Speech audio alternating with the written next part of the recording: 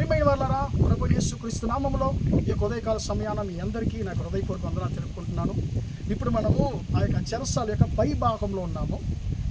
దీన్ని బాగా మోడలేట్ చేశారు, బాగా దీన్ని మార్చి పాత చెరసాలంతా కూడా ఇప్పుడు రూమ్స్గా చేసేసారు. మనం వచ్చినటువంటి బోట్ అక్కడ ఉంది, వెనక మీకు కనిపిస్తుంది అనుకుంటున్నాను. ఇప్పుడు ఇక్కడ నుండి మనం ఒక వచనాన్ని మనం ధ్యానించుకుందాం. మార్కు సువార్త 9వ అధ్యాయము 23వ వచనం యొక్క చివరి భాగం ఇలా ఉంది. ప్రియమిత్రులారా, నమ్మువానికి సమస్తము సాధ్యమే. నమ్మువానికి సమస్తము సాధ్యమే. ప్రియమిత్రులారా, ఈ యొక్క మాటను ఒక తండ్రితో, ఒక కుమారుని యొక్క తండ్రితో యేసుక్రీస్తు మాట్లాడుతున్నాడు. నమ్మువానికి సమస్తము సాధ్యం. ప్రియమిత్రులారా, మీరు ఏదైతే మనం అసాధ్యం అనుకుంటున్నాం యేసయ్య అంటున్నాడు, కాదు, నువ్వు నన్ను నమ్మితే నీకు అన్ని సాధ్యమే అని చెప్పి యేసయ్య అంటున్నాడు. ఎందుకు ఈ మాట యేసయ్య అనాలి? దయ్యం పట్టినటువంటి తన కుమారుని యొక్క స్వస్థత కొరకు యేసయ్య కొరకు వ్యక్తి వస్తున్నాడు.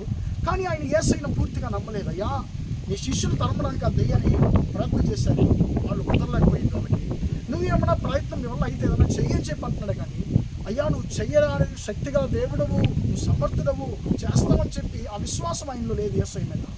కాబట్టి యేసయ్య అంటున్నాడు, అయ్యా, నువ్వు ఆశించేటువంటి కార్యాన్ని, ఆశీర్వాదం నీకు దయచేయాలంటే నువ్వు నన్ను నమ్మాలి. నమ్మువానికి మాత్రమే సమస్తము సాధ్యమే. నమ్ముట నీ వలనైతే నమ్మువానికి సమస్తము సాధ్యమే. ప్రియమిత్రులారా, కాబట్టి మన నమ్మకం ఎలా ఉంది, దేవుని మీద మనకు ఉన్నటువంటి నమ్మకం ఎలాగుంది అని ఒకసారి మనం పరీక్షించుకున్నాం. అప్పుడు ఆ తండ్రి తన యొక్క పొరపాటును గ్రహిస్తున్నాడు. ఇన్ని రోజులు నా బిడ్డ యొక్క స్వస్థత కొరకు నేను ఎక్కువగా అంగలార్చాను, కానీ నా బిడ్డ యొక్క స్వస్థతకు అడ్డుబండ ఎక్కడుందంటే బయట లేదు, నాలో ఉంది.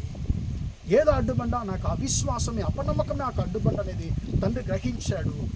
తండ్రి తట్టుకోలేకపోతున్నాడు. తన పొరపాటును గ్రహించి కన్నీరు కాస్తున్నాడు. అయ్యా, నా అవిశ్వాసాన్ని, అవనమ్మకాన్ని తొలగించని చెప్పి యేసయ్య దగ్గర ఆయన వేడుకున్నప్పుడు యేసయ్య ఆయన అవనమ్మకాన్ని, అవిశ్వాసాన్ని తొలగించినప్పుడు వెంటనే అక్కడ ఆయన కుమారునికి స్వస్థత దొరికింది మనం చూస్తున్నాం. ప్రియమిత్రులారా, ఈరోజు మనకు ఎందుకు ఆశీర్వాదాలు దొరకడం లేదు, మనం ఎందుకు తీర్చబడడం లేదు, మనం ప్రార్థించేటువంటి ఆశీర్వాదం ఎందుకు మనకు దొరకడం లేదంటే దానికి అడ్డుబండ బయట లేదండి, వేరే ఎవరు కాదు అడ్డుబండ, మనలో ఉందా అడ్డుబండ. అదేంటంటే మన యొక్క అవనమ్మకం, విశ్వాసం. కాబట్టి ప్రియమిత్రులారా, ఈరోజు ఆయన యేసయ్య అంటున్నాడు, నమ్మువానికి సమస్తము సాధ్యం.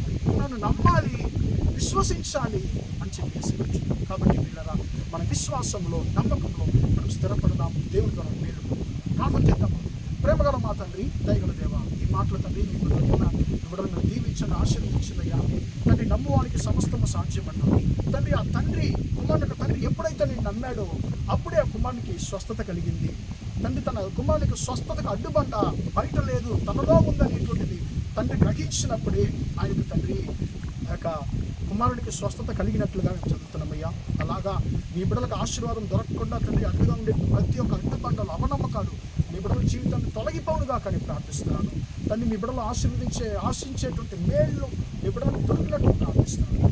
ఈరోజంతా కూడా మా సహోదరు చేసే అన్ని విషయాల్లో మీ హస్తంతో నన్ను ఆశీర్వదించమని యేసయ్య నామములో ప్రార్థించడి వేడుకొచ్చున్నాడు తండ్రి.